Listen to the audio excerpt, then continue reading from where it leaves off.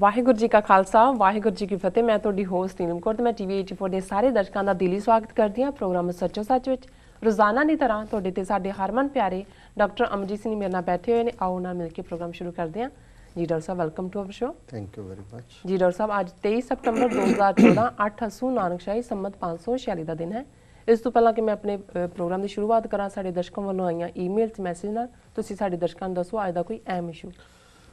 ਅੱਜ ਅਸੀਂ ਦੋ ਜਿਹੜੀਆਂ ਖਬਰਾਂ ਪ੍ਰਮੁੱਖ ਨੇ ਸਾਊਥ ਏਸ਼ੀਆ ਦੇ ਮੀਡੀਆ 'ਚ ਔਰ ਕੁਛ ਈਵਨ ਯਾਹੂ ਜਾਂ ਦੂਸਰੇ ਇੰਟਰਨੈਸ਼ਨਲ ਜਿਹੜੇ ਕਰੀਅਰ ਨੇ ਨਿਊਜ਼ ਦੇ ਉਹਨਾਂ 'ਤੇ ਵੀ ਜੀ ਉਹਨਾਂ ਦੇ ਬਾਰੇ ਹੀ ਗੱਲਬਾਤ ਕਰਾਂਗੇ। ਪਹਿਲੀ ਖਬਰ ਦਾ ਸੰਬੰਧ ਅਫਗਾਨਿਸਤਾਨ ਦੇ ਵਿੱਚ ਚੇਂਜ ਆਫ ਗਾਰਡ ਦੇ ਨਾਲ ਹੈ। ਜੀ 9/11 ਤੋਂ ਬਾਅਦ ਅਸੀਂ ਦੇਖਦੇ ਹਾਂ ਕਿ ਕਿਉਂਕਿ ਸਭ ਕੁਝ ਉਸਾਮਾ ਬਿਨ ਲਾਡਨ ਔਰ ਅਲ-ਕਾਇਦਾ ਨਾਲ ਜੁੜਿਆ ਹੋਇਆ ਸੀ, ਅਫਗਾਨਿਸਤਾਨ ਦੇ ਵਿੱਚ ਤਾਲਿਬਾਨ ਦੀ ਹਕੂਮਤ ਸੀ, ਉਹਨਾਂ ਨੂੰ ਜਿਹੜਾ ਸ਼ੈਲਟਰ ਦੇਣ ਦੇ ਲਈ ਦੋਸ਼ੀ ਠਹਿਰਾਇਆ ਗਿਆ ਔਰ 2001 ਦੇ ਵਿੱਚ ਅਮਰੀਕਾ ਨੇ full scale united nation security council ਦੇ ਮਤਿਆਂ ਦੀ ਮਦਦ ਨਾਲ 40-50 ਦੇਸ਼ਾਂ ਦੀ ਸਾਂਝੀ ਫੌਜ, ਜਿਹਦੇ ਵਿੱਚ ਨੈਟੋ ਪ੍ਰਮੁੱਖ ਸੀ ਪਰ ਸਭ ਤੋਂ ਜ਼ਿਆਦਾ ਅਮਰੀਕਨ ਸ਼ੋਲਜਰ ਸਨ, 2 ਲੱਖ ਦੇ ਨੇੜੇ ਤੇੜੇ। ਜੀ ਫੁੱਲ ਸਕੇਲ ਧਾਵਾ ਜਿਹੜਾ ਹੈ ਉਹ ਅਫਗਾਨਿਸਤਾਨ ਦੇ ਉੱਤੇ ਬੋਲਿਆ।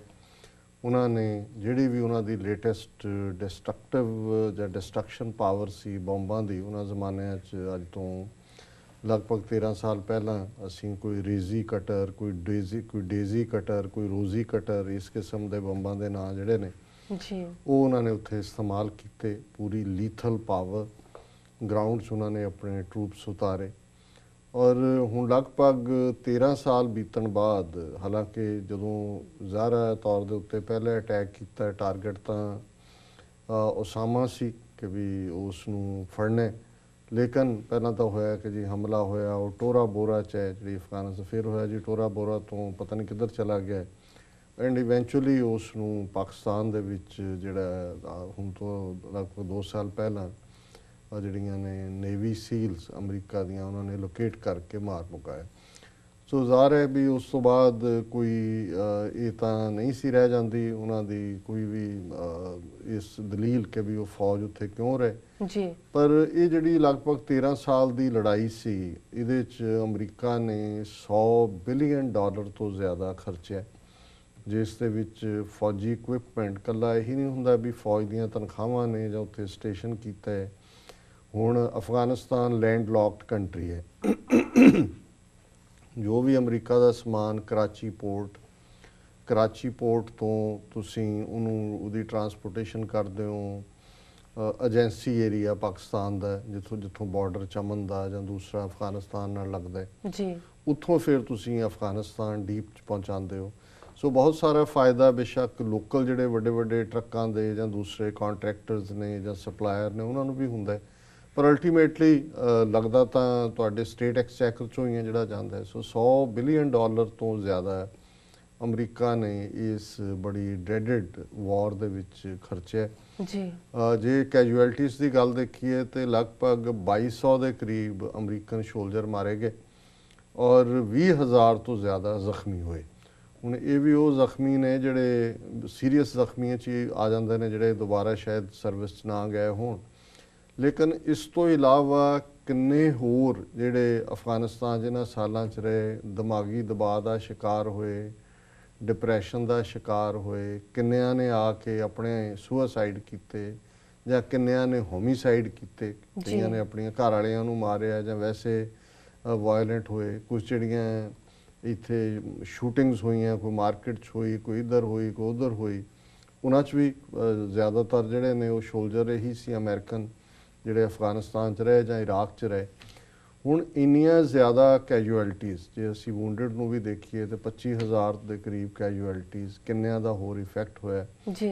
ਔਰ ਇਹਨਾਂ ਨੇ ਕਿੰਨੇ ਅਫਗਾਨ ਮਾਰੇ, ਜਿਨ੍ਹਾਂ ਦੇ ਵਿੱਚ ਜਿਹੜੇ ਖਾਸ ਤੌਰ 'ਤੇ ਇਸ ਵਾਰ ਦੇ ਵਿੱਚ ਡਰੋਨਸ ਦਾ ਇਸਤੇਮਾਲ, ਜਿਹੜੇ ਕਿ ਪਾਇਲਟ ਰਹਿਤ ਹੁੰਦਾ, ਡਰੋਨ ਨੂੰ ਕੋਈ ਚਲਾਉਂਦਾ ਨਹੀਂ ਹੈ, ਉਹ ਆਟੋਮੈਟਿਕਲੀ ਜਿਹੜਾ ਹੈ ਉਸ ਨੂੰ ਛੱਡਿਆ ਜਾਂਦਾ ਹੈ ਔਰ ਉਹ ਹਿੱਟ ਕਰਦਾ ਜੀ।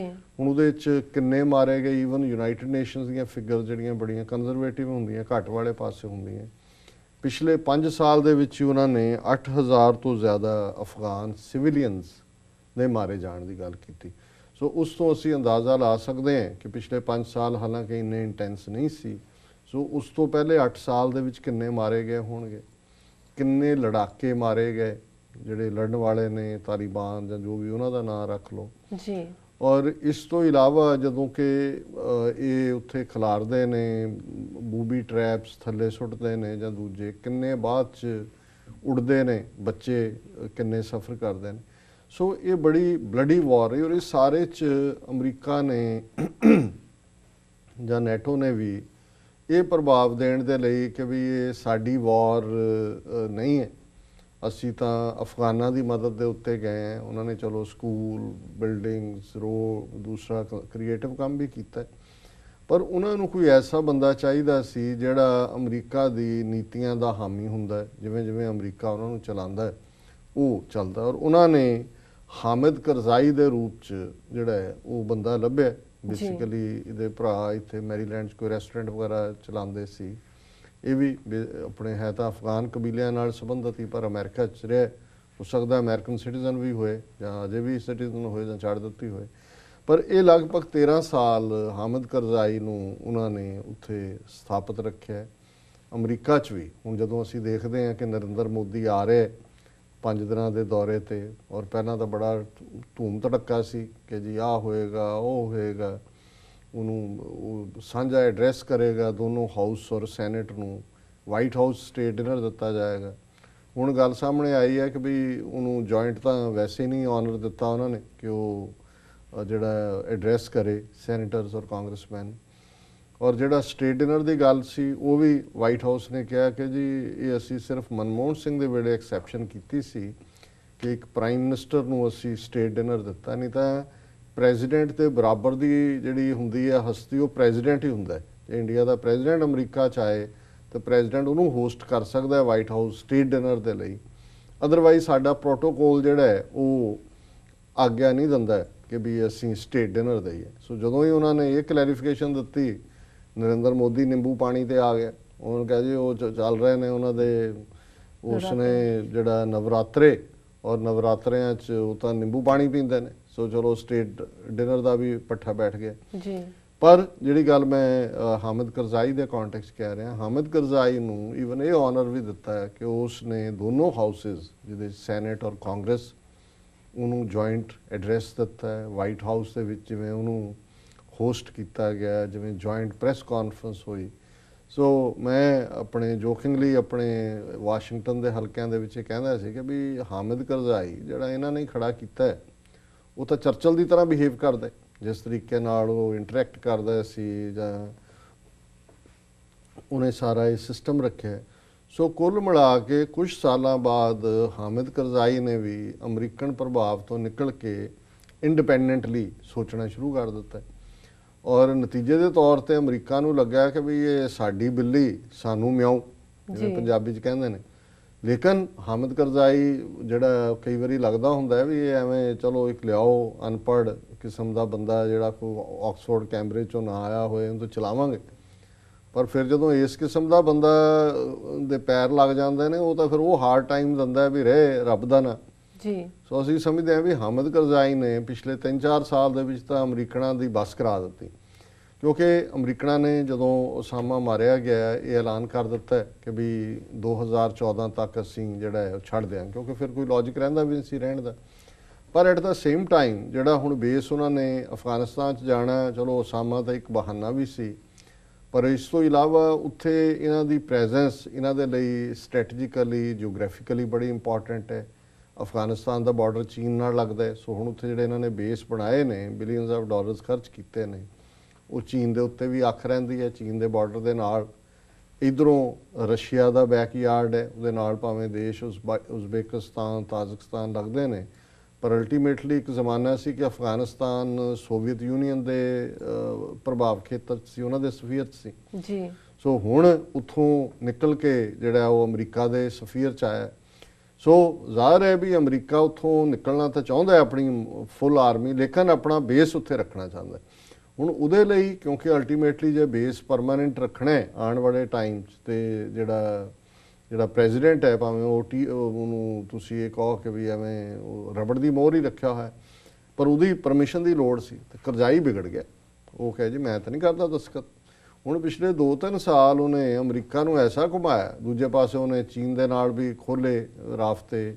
ਈਵਨ ਇੱਕ ਵਾਰੀ ਸਾਲ ਕੁ ਪਹਿਲਾਂ ਜਾਂ 2 ਸਾਲ ਪਹਿਲਾਂ ਆਇਆ ਸੀ ਵੀ ਈਰਾਨ ਤੋਂ ਵੀ ਹੁਣ ਈਰਾਨ ਜਿਹੜਾ ਇਹਨਾਂ ਨੇ ਸ਼ੂਦਰ ਬਣਾਇਆ ਹੋਇਆ ਪੋਲੀਟੀਕਲ ਅਮਰੀਕਨਾਂ ਨੇ, ਲੇਕਿਨ ਇਹ ਸਾਬਤ ਹੋਇਆ ਵੀ ਕਰਜ਼ਾਈ ਜਿਹੜਾ ਉਹਦਾ ਪੈਸੇ ਉਹਨਾਂ ਤੋਂ ਵੀ ਲੈ ਰਿਹਾ। ਉਹਨੂੰ ਪੁੱਛਿਆ, ਉਹ ਹੱਸ ਕੇ ਕਹਿੰਦਾ, ਜਿਵੇਂ ਪਠਾਣਾ ਦਾ ਟਿਪੀਕਲ ਸਟਾਈਲ ਹੁੰਦਾ ਹੈ, ਹੱਸ ਕੇ ਕਹਿੰਦਾ ਹਾਂ ਜੀ ਹਾਂ, ਦਫ਼ਤਰ ਚਲਾਉਣਾ ਸੀ, ਪੈਸੇ ਤਾਂ ਚਾਹੀਦੇ ਨੇ, ਕੋਈ ਵੀ ਦੇ ਸਾਨੂੰ ਜੀ।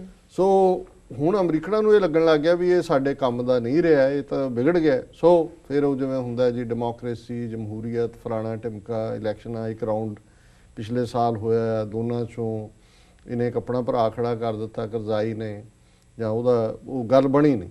ਹੁਣ ਕੁੱਲ ਮਿਲਾ ਕੇ ਹੁਣ ਵੀ ਇਹਨਾਂ ਦਾ ਆਪਸੀ ਜਿਹੜੇ 2 ਕੈਂਡੀਡੇਟ ਪ੍ਰੈਜ਼ੀਡੈਂਸੀ ਦੇ ਲਈ ਆਏ, ਉਹਨਾਂ ਦਾ ਆਪਸੀ ਕਾਫੀ ਤਕਰਾਰ ਰਿਹਾ, ਲੇਕਿਨ ਹੁਣ ਉਹਨਾਂ ਨੇ ਕੋਈ ਪਾਵਰ ਸ਼ੇਅਰਿੰਗ ਸਮਝੌਤਾ ਕੀਤਾ। ਸੋ ਕੱਲ ਜਿਹੜਾ ਉਹਨਾਂ ਨੇ ਇਹ ਮੰਨ ਲਿਆ ਕਿ ਜਿਹੜਾ ਅਹਿਮਦ ਗਨੀ ਅਹਿਮਦਜ਼ਾਈ ਹੈ ਉਹ ਪਹਿਲਾਂ ਪ੍ਰੈਜ਼ੀਡੈਂਟ ਹੋਏਗਾ। ਸੋ ਹੁਣ ਉਹਨਾਂ ਦੀ ਫੇਅਰਵੈਲ ਸੀ ਔਰ ਕਰਜ਼ਾਈ ਨੇ ਕੱਲ ਆਪਣਾ ਲੈਕਚਰ ਦਿੱਤਾ, ਜਿਸ ਤੋਂ ਇਹ ਮੈਂ ਸਾਰੀ ਲੰਬੀ ਚੌੜੀ ਬੈਕਗਰਾਉਂਡ ਦਿੱਤੀ ਹੈ ਜੀ। ਔਰ ਕਰਜ਼ਾਈ ਨੇ ਆਪਣੇ ਲੈਕਚਰ ਦੇ ਵਿੱਚ ਅਮਰੀਕਾ ਦਾ ਨਾਂ ਤੱਕ ਵੀ ਨਹੀਂ ਲਿਆ। ਉਹਨੇ ਰਾਦਰ ਅਮਰੀਕਾ ਨੂੰ ਵੀ ਰਗੜਾ ਦਿੱਤਾ, ਜਾਂਦੇ ਜਾਂਦੇ ਵੀ ਰਗੜਾ ਦਿੱਤਾ। ਉਹਨੇ ਰਾਦਰ ਇਹ ਕਿਹਾ ਜੀ India, Japan, China, Iran, turkey, Saudi Arabia, south Korea, Germany, ਇਹਨਾਂ ਨੇ ਬਹੁਤ ਮਦਦ ਕੀਤੀ ਹੈ ਸਾਡੀ, ਸਾਨੂੰ ਇਸ ਥਾਂ ਦੇ ਉੱਤੇ ਜਿਹੜਾ ਹੈ ਤਾਂ ਕਿ ਅਫਗਾਨਿਸਤਾਨ 'ਚ ਸੇਫ ਔਰ ਸਟੇਬਿਲਿਟੀ ਹੋਏ। ਔਰ ਅਮਰੀਕਾ ਬਾਰੇ ਉਹਨੇ ਬੜਾ ਸਪਸ਼ਟ ਜਿਹੜਾ ਉਹਦੇ 'ਚ ਆਪਣਾ ਜਿਹੜਾ ਫੇਅਰਵੈਲ ਉਹਦਾ ਐਡਰੈਸ ਸੀ, ਉਹਦੇ 'ਚ ਕਿਹਾ ਕਿ ਅਮਰੀਕਾ ਹੈਜ਼ਨਟ ਵਾਂਟਡ ਪੀਸ ਇਨ ਅਫਗਾਨਿਸਤਾਨ। ਉਹਨੇ ਕਿਹਾ ਜੀ ਅਮਰੀਕਾ ਚਾਹੁੰਦਾ ਹੀ ਨਹੀਂ ਕਿ ਅਫਗਾਨਿਸਤਾਨ ਦੇ ਵਿੱਚ ਸ਼ਾਂਤੀ ਹੋਏ। ਔਰ ਉਹਦੀ ਜੇ ਸਟੇਟਮੈਂਟ ਨੂੰ ਫਰਦਰ ਤੁਸੀਂ ਦੇਖੋ, ਉਹਦੇ 'ਚ ਉਹਨੇ ਕਿਹਾ if America and Pakistan really want it, peace will come to Afghanistan. War in Afghanistan is based on the aims of foreigners. The war in Afghanistan is to the benefit of foreigners. But Afghans on both sides are the sacrificial lambs and victims of this war. ਉਹ ਕਹਿੰਦਾ ਜੀ ਜੇ America ਔਰ ਪਾਕਿਸਤਾਨ, ਹੁਣ ਉਹਨੇ ਦੋਨਾਂ ਨੂੰ club ਕਰ ਦਿੱਤਾ ਕਿ ਜੇ ਅਮਰੀਕਾ ਤੇ ਪਾਕਿਸਤਾਨ ਚਾਹੁਣ ਤੇ ਅਫਗਾਨਿਸਤਾਨ ਸ਼ਾਂਤੀ ਆਏਗੀ। ਫਿਰ ਉਹਨੇ ਕਿਹਾ ਕਿ ਜੀ ਇਹ ਜਿਹੜੀ ਅਫਗਾਨਿਸਤਾਨ ਦੀ ਲੜਾਈ ਹੈ ਇਹ ਤਾਂ ਹੈ ਹੀ ਫੋਰਨਰਸ ਦੀ, ਬਾਹਰਲਿਆਂ ਦੀ ਹੈ, ਉਹ ਇੱਥੇ ਗੜਬੜ ਚਾਹੁੰਦੇ ਨੇ ਔਰ ਇਹਦਾ ਫਾਇਦਾ ਵੀ ਜਿਹੜਾ ਉਹ ਫੋਰਨਰਸ ਨੂੰ ਹੈ। ਅਸੀਂ ਵਿਚਾਰੇ ਅਫਗਾਨ ਤਾਂ ਦੋਨੋਂ ਪਾਸੇ ਹੀ ਇੱਕ ਬਲੀ ਦੇ ਬੱਕਰੇ ਬਣੇ ਹੋਏ, ਸੈਕਰੀਫਿਸ਼ਲ ਲੈਮ ਹੈ, ਅਦਰਵਾਈਜ਼ ਇਹਦਾ ਫਾਇਦਾ ਸਾਨੂੰ ਕੋਈ ਨਹੀਂ। ਸੋ ਹੁਣ ਤਾਂ ਜਿਹੜਾ ਨਵਾਂ ਆਇਆ ਉਹ ਕੀ ਕਰੇਗਾ, ਕਿਉਂਕਿ ਕਰਜ਼ਾਈ ਨੇ ਨਾ ਕਰ ਦਿੱਤੀ ਸੀ ਕਿ ਮੈਂ ਅਮਰੀਕਨ ਟਰੂਪਸ ਅੱਗੋਂ 2014 ਤੋਂ ਬਾਹਰ ਰੱਖਣ ਦੇ ਲਈ ਤੁਹਾਨੂੰ ਪਰਮਿਸ਼ਨ ਨਹੀਂ ਦੇ ਸਕਦਾ, ਪਰ ਅਹਿਮਦ ਗਨੀ ਅਹਿਮਦਜ਼ਾਈ ਨੇ ਇਹ ਕਿਹਾ ਕਿ ਉਸ ਪੈਕਟ ਦੇ ਉੱਤੇ ਦਸਤਖਤ ਕਰਨ ਨੂੰ ਤਿਆਰ ਹੈ, ਜਿਹਦੇ ਤਹਿਤ 10,000 ਅਮਰੀਕਨ ਸ਼ੋਲਜਰ ਜਿਹੜੇ ਨੇ, ਮਿਲਟਰੀ ਐਡਵਾਈਜ਼ਰਸ ਉਹਨਾਂ ਨੂੰ ਕਹਿ ਰਹੇ ਨੇ, ਸ਼ੋਲਜਰ ਨਹੀਂ ਕਹਿੰਦੇ, ਕਿ ਜੀ ਅਸੀਂ ਐਡਵਾਈਸ ਦੇਵਾਂਗੇ ਅਫਗਾਨਾਂ ਨੂੰ ਕਿ ਕੀ ਕਰਨਾ। ਅਫਗਾਨਾਂ ਨੂੰ ਕੌਣ ਐਡਵਾਈਸ ਦੇ ਸਕਦਾ ਜੀ? ਉਹਨਾਂ ਨੇ 25 ਸਾਲਾਂ 'ਚ 2 ਰਜੀਮ ਜਿਹੜੇ ਨੇ, ਸੋਵੀਅਤ ਯੂਨੀਅਨ ਦੀ ਸਫ ਵਲੇਟੀ 1991-92 ਤੱਕ ਦੁਨੀਆ ਦੇ ਨਕਸ਼ੇ ਤੋਂ ਮਿਟਾ ਦਿੱਤਾ ਤੇ ਹੁਣ ਸੁਪਰ ਪਾਵਰ ਅਮਰੀਕਾ ਨੂੰ, ਜਿਵੇਂ ਅੱਜ ਕੱਲ੍ਹ ਉਹ ਫਰੇਜ਼ ਉੱਥੇ ਯੂਜ਼ ਹੁੰਦਾ ਕਿ ਧੂਲ ਚਟਾਈ, ਇਹ ਸਾਡੇ ਜ਼ਮਾਨੇ 'ਚ ਨਹੀਂ ਸੀ ਹੁੰਦਾ ਧੂਲ ਚਟਾਈ, ਸਾਡੇ ਤਾਂ ਹੁੰਦਾ ਸੀ ਨੱਕ ਰਗੜਿਆ।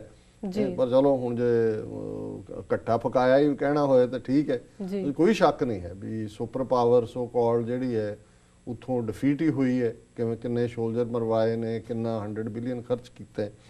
ਔਰ ਲੇਕਿਨ ਕਰਜ਼ਾਈ ਨੇ ਜਾਂਦਿਆਂ ਜਾਂਦਿਆਂ ਵੀ ਜਿਹੜਾ ਹੈ ਆਪਣਾ ਨਿਸ਼ਾਨਾ ਫੁੰਡਿਆ ਅਮਰੀਕਾ ਤੇ।